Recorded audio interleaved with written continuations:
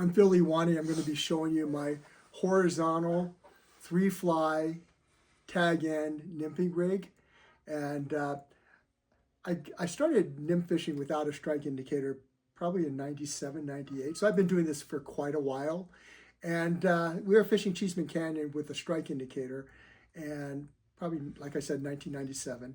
And this man was fishing above us and was just catching fish left and right.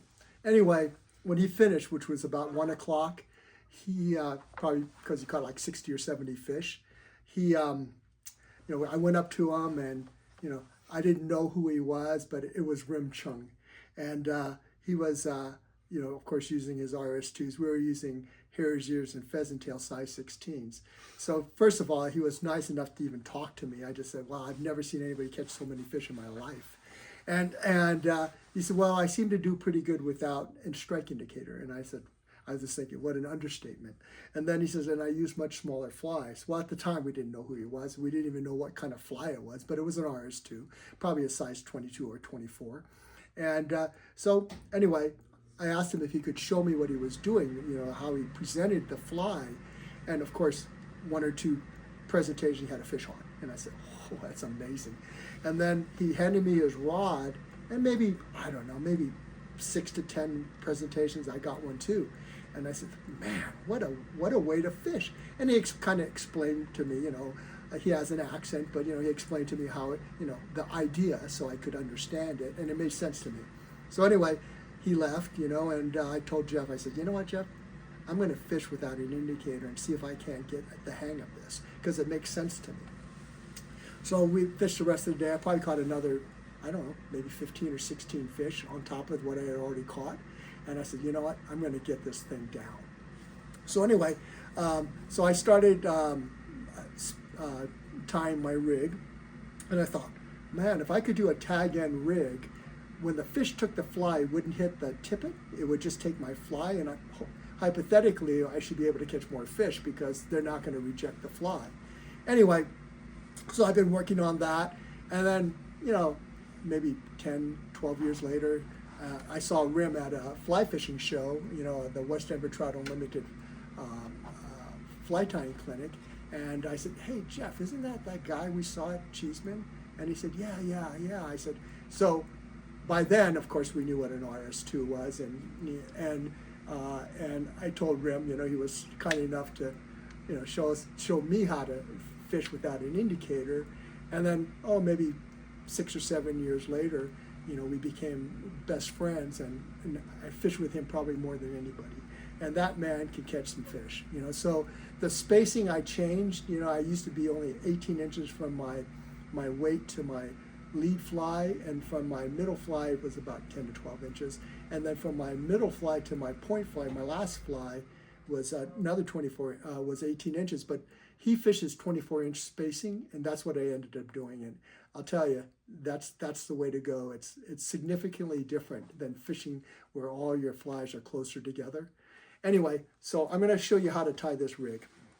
So what I'm going to do is, this is where my point fly was going to be, and then from here I'm going to go 24 inches to my middle fly.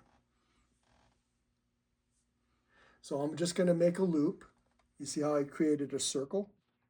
And then I'm going to take I'm holding the loop open with my middle and my ring finger, and with my thumb and my pointer, I'm going to basically twist this line over and under, over and under, over and under, over and under, over and under, about 7 or 8 times. And then I'm with my pointer and my thumb, I'm going to reach down. You see my pinky? I'm going to grab that line and pull it through the hole. And I'm going to gently pull it. And I'm going to wet the line. I don't want to pull it tight yet because I don't want to burn my tippet. And I'm using 5X or 6X, so I don't want to weaken it. And then what I'm going to do is, you see how I'm just pulling it? I don't have this in an angle, but you see how it looks like a blood knot? Except both ends are coming out the same end. And there's my loop. Since I'm fishing 3 flies, I don't want the 2 flies to be too close together so they hook each other. So I'm going to go up about 10 to 12 inches, and I'm going to make another loop. same loop, and I'm going to take, I'm holding open, you can see I'm holding open this loop, this hole with my middle finger and my ring finger, and with my thumb and my pointer, I'm just going to twist this line here, over and under, over and under, and with my pointer and my thumb, I'm going to reach through and grab this line. You see how I'm pointing to it with my pinky? I'm going to reach through and grab that and pull it.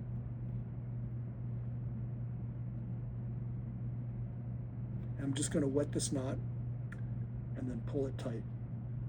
You see how it looks like a bled knot? And again, I do this at home. I don't do this on the river because if your flies aren't in the water, you're not catching fish. So I do this at home. And I'm going to cut this in an angle or a diagonal.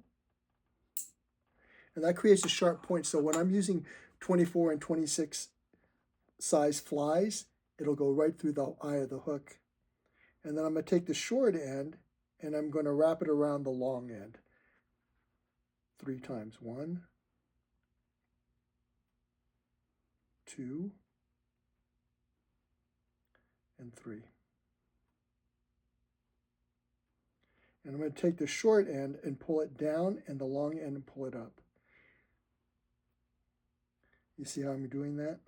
And I'm going to pull it as tight as I can. And that creates that T that I'm looking for. And I'll take my nippers and cut it, the short tag end, as close to the knot as I can.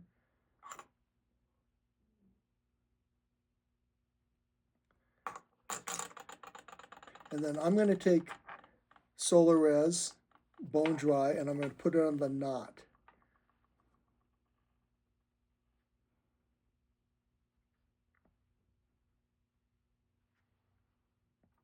And hit it with my UV flashlight. And that'll keep it perpendicular forever. And I don't worry about my knots when when you're fishing and catching 15, 16-inch fish, and all of a sudden you get a big one and you say to yourself, oh, that's a bigger fish.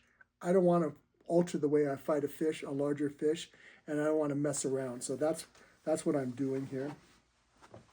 And again, I'll take this loop here, and I'm going to do it again. I'm going to take my nippers and cut it. So I'm going to have enough of a tag where I can twist it around the longer tag in a diagonal. Creates a sharp point. I'm going to take this short end and wrap it around the long end 3 times. 1, 2, 3. And I'll take the short end and pull it down and the long end and pull it up. And just pull it as tight as you can. I want that knot to be right against the other knot. You see how that looks? And then again, I'm going to take my nippers and cut it as close to the knot as possible. I'm going to take my Solar Res bone dry UV resin and put it on the knot. Hit it with my flashlight.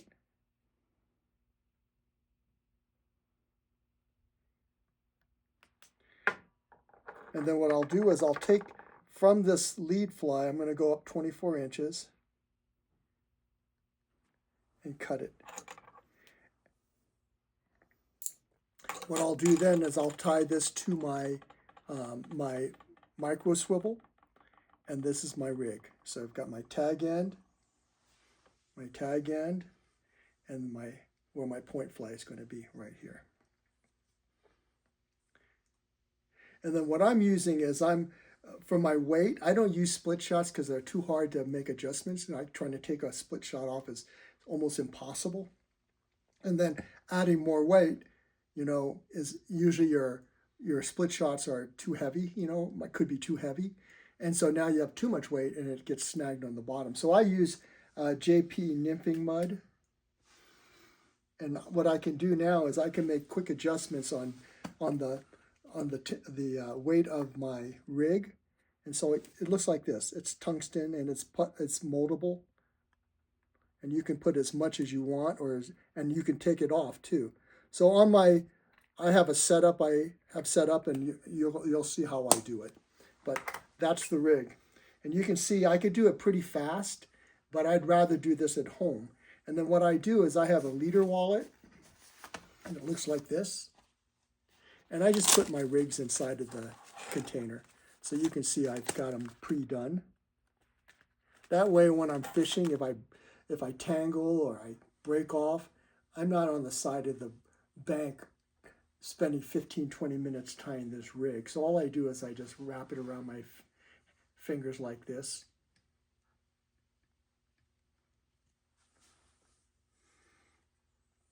And stick it in my leader wallet.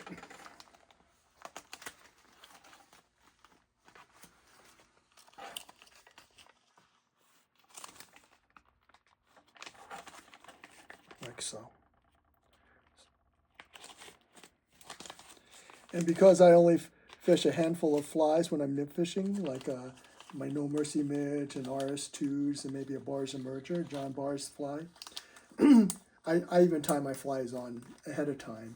And of course I have a few of my rigs with nothing on it in case I want to change my flies out or put new flies on a specific pattern. But yeah, that's what I do. It's just very effective. Caught a lot of fish with doing this. And not everybody fishes this way. It's not the only way to nymph fish, but for me, it's been very effective. And so until I can find a better way of catching fish on nymphs, this is what I do. Anyway, thank you for listening, and hope to see you on the river.